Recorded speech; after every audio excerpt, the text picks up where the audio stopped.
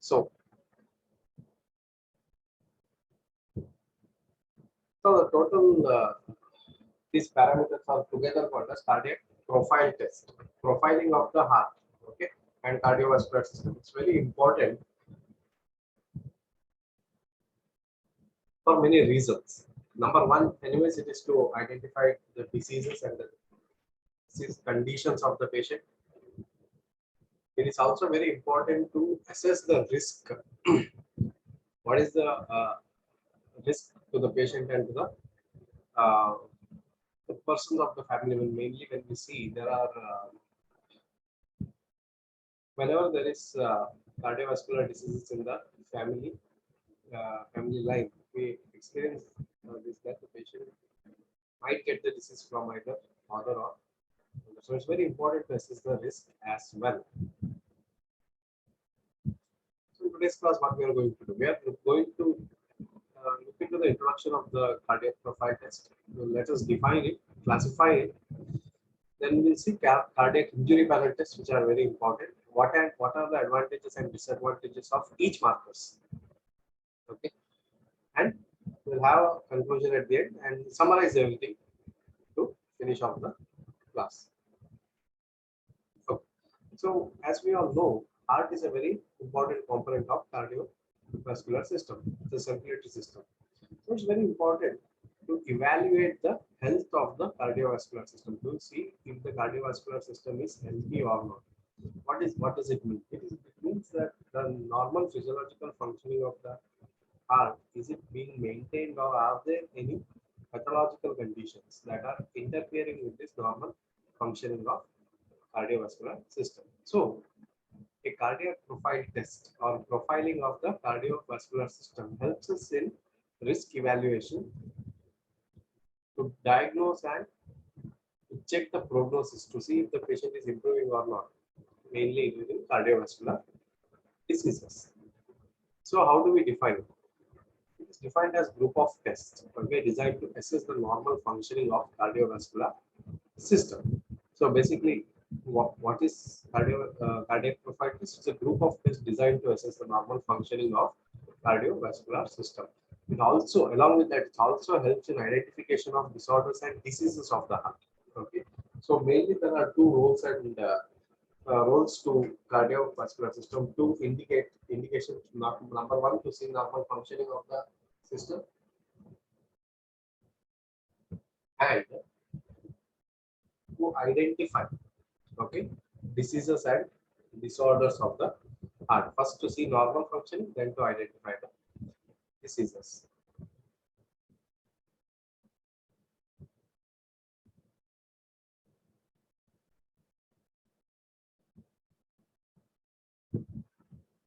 Seems to be an issue.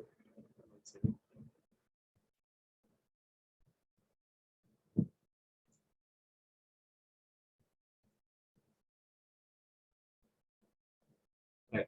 Okay. So classifying cardiovascular is profiling test or cardiac profile test. We can classify them into four groups. Okay. So each group uses information about each areas in the disease. So when we say what is these areas in the disease, we will start with the risk evaluation. Okay. So what is the risk? What is the percentage of risk to the patient? What is the injury status in case the patient has undergone a cardiovascular event? So what is the status of that? How much damage has happened? What is the chance of recovery?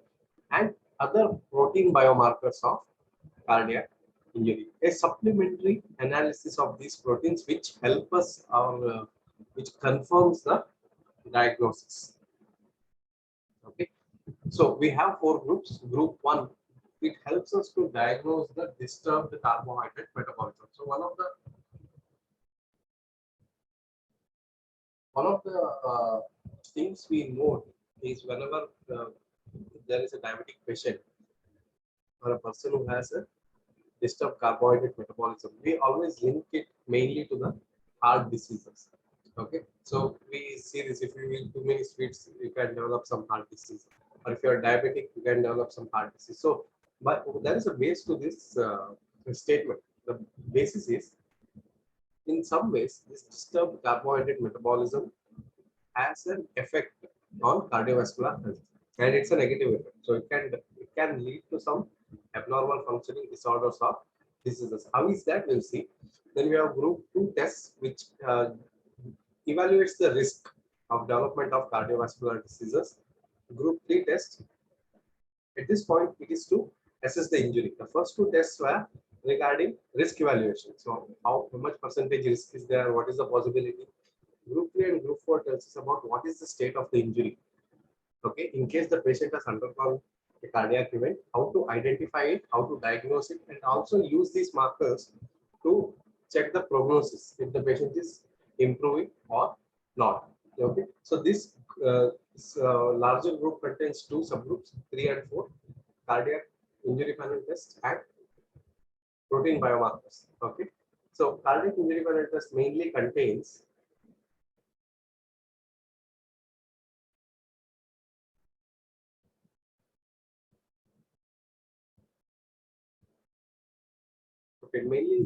contains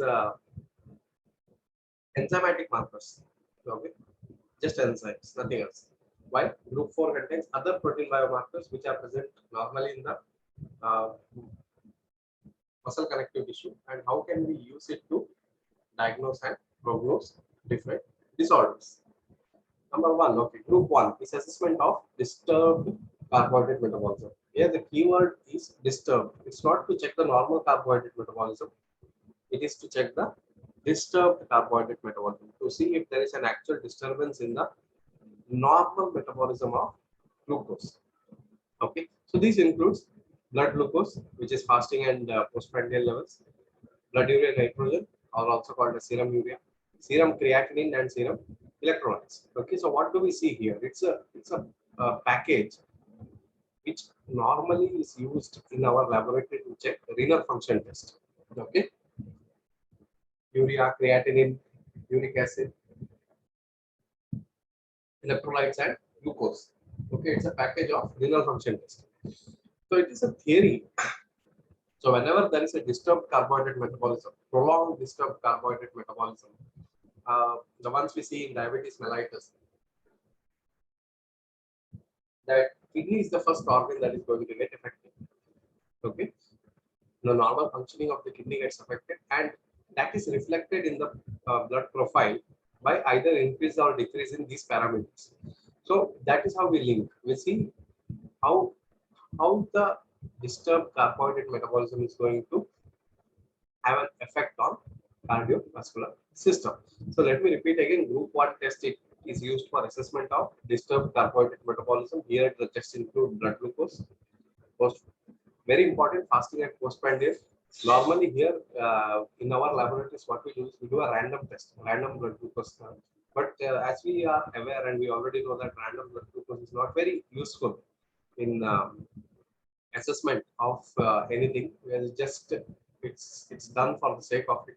So for proper assessment of carbohydrate metabolism, glucose metabolism, we require fasting and postprandial blood glucose levels done on the same day.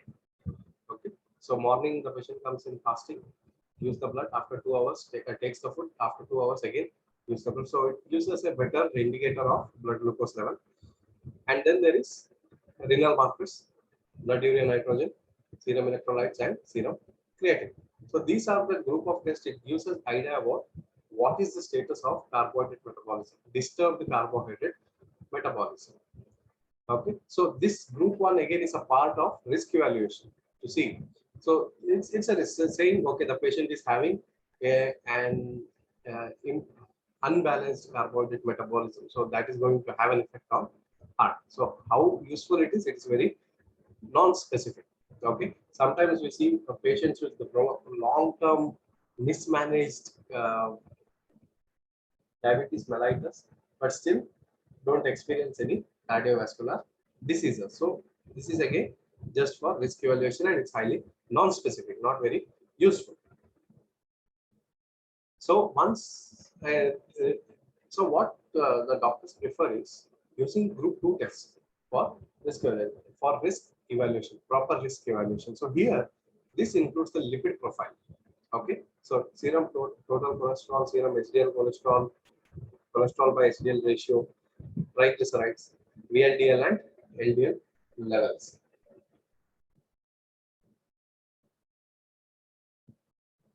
Now, why this is very important? So, whenever there is a disturbed carbohydrate metabolism, it directly reflects in lipid profile. So, let me explain what happens. In case of diabetes mellitus, the patient's cells are not able to either utilize the glucose that is present in blood or store it. Okay, basically. So what happens is when this is happens, the cells undergo a prolonged state of fasting. Okay, at the cellular level, the cells are starving basically. So what the body does is it starts to produce other glucose from other sources. Okay, first thing that goes is fat, then protein, etc., etc. So the reason behind this is as the cells are not utilizing, there is more and more development of these lipid parameters within the cell. Okay, so the glucose starts to accumulate. As glucose is accumulating, it's not being used or not being stored, so it enters into the lipid cycle. Okay, the fatty acid cycle. So there is more and more production of cholesterol. So in the group 1, initially, if there is a disturbed carbohydrate metabolism, it will directly reflect in the normal lipid profile. Okay, so that is why we are checking all the lipid parameters to see if there is any risk. So higher the values and longer the values remain in the high region or the normally higher values. So this reflects into higher risk. Okay, more and more uncontrolled lipid metabolism, it indicates towards the higher risk. Control lipid profile is there. It is within the range. It is normal for a long period of time. It is managed by the patient. Then it indicates a lower risk evaluation. Okay, so first group 2, 1 and 2 groups were only for evaluating the risk condition of the patient. So that brings us to group 3. Okay, so far, do you have any questions? Parameters. Okay, so once let's say the patient comes in with symptoms of myocardial infarction, the doctors are not going to check group 1 and group 2 tests. Okay, so why it is not useful? It is only for risk evaluation. Once the event has happened, once uh, the myocardial infarction has already happened, it is not useful to check. Okay, we check the risk. So we only check for the risk if there's a possibility of something happening. So once it has happened, we don't check the risk anymore. Okay, so that's why we have group 3 and group 4 test, which gives us the information. So how much damage has actually happened to the cardiovascular system. Okay, so group 3 consists of cardiac injury panel test. Okay, all the markers included in group 3 are performed together. It's very important because of their non-specific nature. All the markers that come under group 3 are not very specific. Okay, these are enzymatic markers which have their own function normally within the body. So it's very important that you do all the tests. So what is the meaning of all tests are performed together? So when you take a medical decision based on the values that you get from these markers, it is very important that every single marker that is used for analysis, we cannot just base the our diagnosis on one parameter. We cannot say that okay, CKMB is very high, so that's why the patient is undergone myocardial infarction. Okay, we also have to check LDH and AST levels as well to make a decision. So why do we have group 3 testing? So it is assessment of severity of heart diseases. So once there is heart disease, so how severe it is, number 1. Second, follow the trend of the disease. Is it increasing? Is it causing more damage? Is it decreasing? Determine post-operative risk. Okay. So once you have done a treatment to see will it work or not. So for these reasons, we are doing group 3 tests. So what are the indicators for group 3? These are assessment of severity of heart disease, that is number 1. To check the trend of the disease, number 2, and determine post-operative risk in case the patient has to undergo say an operation or a surgery, then how do we how to assess the risk is where the group test will be useful. All right. So these tests include CPK and CKMB. Again, this is debatable. We'll discuss this later. AST, LDH, and a special marker called SHBD, which is not really used in any of the laboratories because it has severe disadvantages that we are also going to see. Okay, creatine phosphokinase, you know, it is an enzyme that is present in muscles. Basically, it's going to catalyze a reaction where energy is produced by phosphorylation of creatine. So present in all the muscle groups, but mainly in brain, heart, and skeletal muscles. Okay, so here what happens? So it increases before any other enzymes. So when we compare, when we have seen the 4 markers, okay, out of this CPK increases the fastest. So increase happens where that we can see the increase within 6 hours of the cardiac event, and the highest concentration of CPK or the highest activity of CPK is reached in 24 hours. Okay, within 1 day it reaches the highest, and it comes back to normal after 2 to 3 days. So this returning to normal is also very important. So why it is important? Now, whenever we say you might have heard this, a patient that has undergone a cardiac event, that's a possibility that it can undergo it for the second time. Okay, so it is very important that we should have a marker that comes back to normal range as early as possible so that we can identify the second event, okay, second heart attack. So it's very important that we need to have a marker that comes back to normal levels as early as possible. So very important here, what you have to keep in mind here is the increase. Okay, how faster does it increase? So it increases within 6 hours. Okay, 6 hours of event reaches the highest concentration in 24 hours and comes back to normal at 48 to 72 hours. Okay, this is very, very important. So CKMB or CPK2 is the isoenzyme specific for myocardial infarction. So instead of using CK, we can concentrate more on CKMB. Okay, so normally the reference range of CK is 5 to 25 per liter. So why all these points are being told is to understand which is the best marker.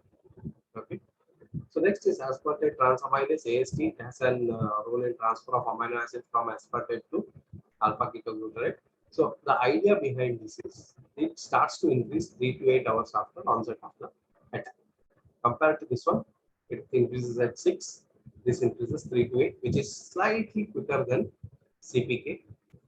It reaches a peak after 24 hours, again same as CPK, but this is point where AST slightly gives us a disadvantage. It returns to normal after 3 to 8 days. So it takes around 1 week to come back to normal. If the patient undergoes another attack in that time period, AST cannot be used to check if the patient has undergone an attack or not. Okay. Again, there is a condition applied to this. Duration and extent of the increase is related to the size of infarction. The larger cardiac area is getting affected by the infarction, only then AST becomes very useful.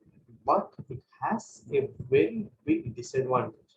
Okay, so what is that? It is not very specific. Okay, as a cardiac marker, AST is not very specific, so it is not very useful. The reason behind this is its wide distribution in the body. It is present almost everywhere, including skeletal muscles. It is present in RBC. It is present in liver. It is present in kidney. So because of this, it becomes non-specific. Increase in AST cannot be always correlated or linked to myocardial infarction. So that is why it is very non-specific. Despite having two very important and very required advantages, increasing the increase happens very fast, reaches the peak very fast, but because of its wide distribution throughout the body, it is a very non-specific marker for myocardial infarction. Yes, next is lactate dehydrogenase, another very important enzyme It catalyzes interconversion of lactate and pyruvate in anaerobic glycolysis and energy producing reaction. Now, as I told you, it is involved in anaerobic glycolysis. We can understand the disadvantage directly. Okay, so why this is having this major disadvantages? Glycolysis happens in all the cells. Okay, even in RBC. So these enzymes are present throughout the body. So it has even a wider distribution than AST. So we can immediately see the disadvantage with LDH. So that is out. So it's not a great marker. But there are some other points also that we have to keep in mind. Increase of activity is found within 6 to 12 hours. Again, not very fast. Reaches the peak in 2 days, not very useful. And it takes longer time to come back to normal. It takes around 2 weeks. So again, not very useful. So why do we have to learn this? So LDH2 isoenzyme normally will be the concentration of LDH2 in a normal individual like you and me will be less than the LDH1. Okay? Because LDH2 isoenzyme is present in heart. So in case of a cardiac event, LDH2 starts to increase. So LDH2 will be more specific than LDH as a whole. However, this has an issue. So there is no test kit available commercially and for large sample usage where LDH2 is being tested. Okay. Unlike CKMB, where CKMB is a separate test that is available in mass production and for mass usage, LDH2 is not available. Okay. The only way to check the concentration of LDH2 is either by electrophoresis or ultracentrifugation. And most of the clinical or diagnostic laboratories don't have an ultracentrifugation, which can run at 75,000 RPM. So let us take out ultracentrifugation and focus only on electrophoresis. So electrophoresis itself is a process of takes around 3 to 4 hours. So any advantage that is there from LDH2 gets cancelled by this time frame. Okay. So 4 hours it increases in, let's take an average and say after 8 hours of cardiac event, it collects the blood. It takes 1 hour from collection to pre-processing of the sample. So there is 9 hours, 4 hours for the electrophoresis, 13 hours. So in identification using lactate dehydrogenase happens at a bare minimum of 12 hours after the event.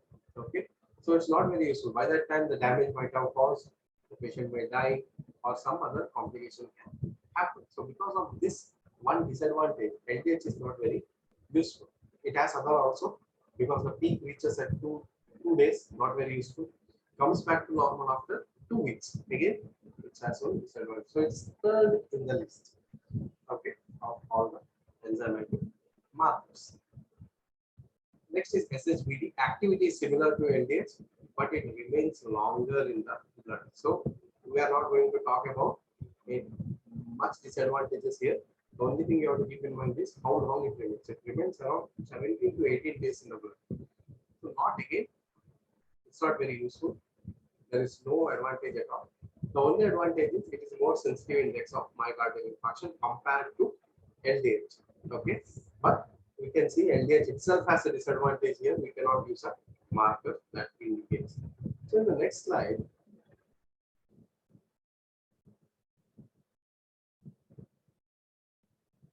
we can see a graph. Okay, but this graph is very important. It gives us an idea of how each enzymatic marker behaves in case of a cardiac event.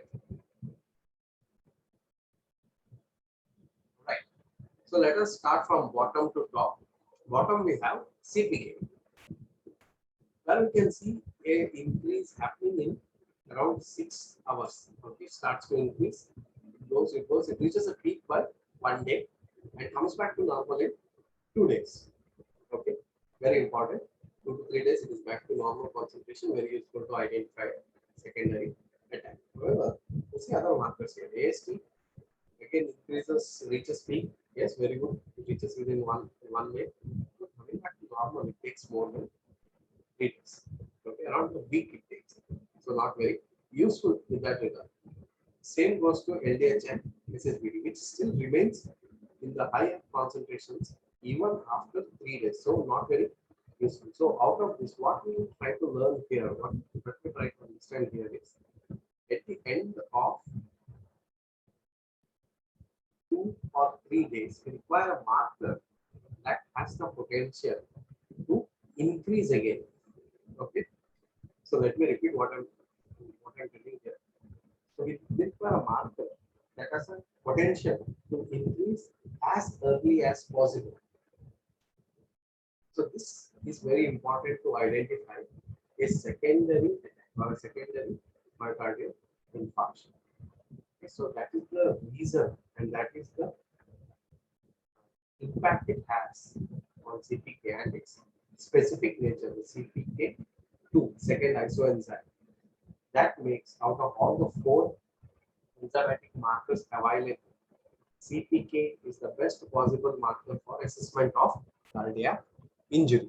Okay, so we come to this conclusion only when we see this graph. So what I'm trying to tell you is, we come to the conclusion of high specific nature of CPK is only applicable when we have the data we get from other 3 cardiac injury panel test markers. Okay, so with that we have come to the end. Next we will see the protein biomarkers.